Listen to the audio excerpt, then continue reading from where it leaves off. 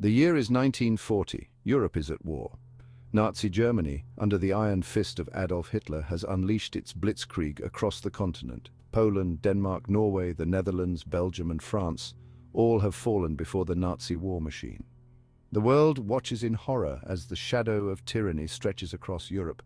The once mighty French army lies in ruins. Only the English Channel separates Britain from the clutches of Nazi domination, but amidst the despair, a beacon of hope flickers. Britain, under the resolute leadership of Winston Churchill, refuses to surrender. They stand alone, a solitary bastion of freedom against the Nazi onslaught. Hitler, however, is determined to crush this last pocket of resistance. He orders his generals to prepare for Operation Sea Lion, the invasion of Britain. But first he needs to neutralize the Royal Air Force, the RAF, which stands as the last line of defense between Britain and invasion. The fall of France in June 1940 sent shockwaves throughout the world. Many believed that Britain's defeat was inevitable. How could a small island nation hope to stand against the might of the Nazi war machine, which had conquered most of Europe in a matter of months? However, Britain, under the inspiring leadership of Winston Churchill, refused to bow to Nazi pressure. Churchill rallied his people with his powerful speeches, vowing to fight on the beaches, landing grounds, in the fields and in the streets, never surrendering. The British people responded to Churchill's call with unwavering resolve. They knew what was at stake: their freedom, their way of life, and the future of their nation.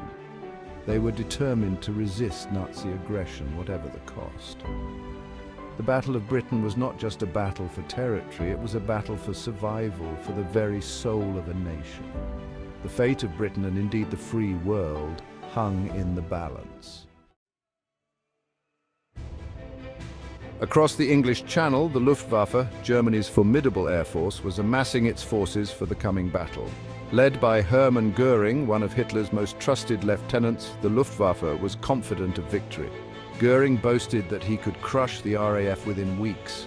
His air fleets, equipped with advanced fighters like the Messerschmitt Bf 109 and bombers like the Heinkel He 111 and Junkers Ju 88, outnumbered the RAF. The Luftwaffe's initial targets were RAF airfields and radar stations along the south coast of England. By destroying these vital installations, they hoped to cripple the RAF's ability to defend the skies and pave the way for a successful invasion.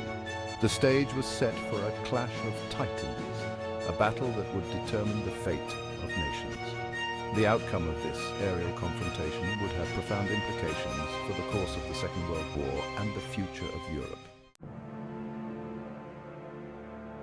Section 4.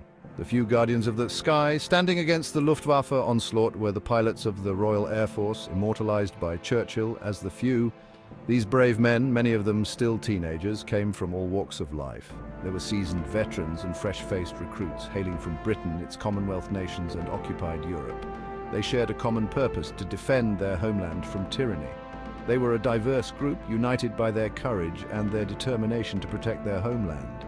They flew their iconic Spitfire and Hurricane fighters with skill and daring, taking to the skies day after day to confront the Luftwaffe. They faced overwhelming odds, often outnumbered by the enemy. Yet they fought with unwavering bravery, knowing that the fate of their nation rested on their shoulders. Section 5. Radar and Spitfires. Technological triumphs. The Battle of Britain was not just a test of courage, it was also a battle of technology.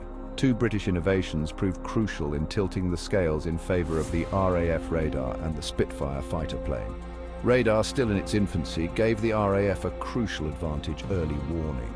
The chain-home radar system, a network of radar stations along the coast, could detect incoming Luftwaffe formations while they were still over the English Channel.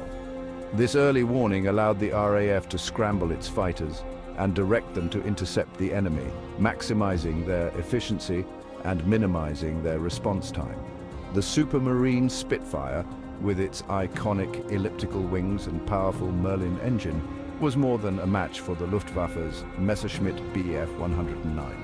Its speed, maneuverability and firepower made it a formidable opponent in the skies.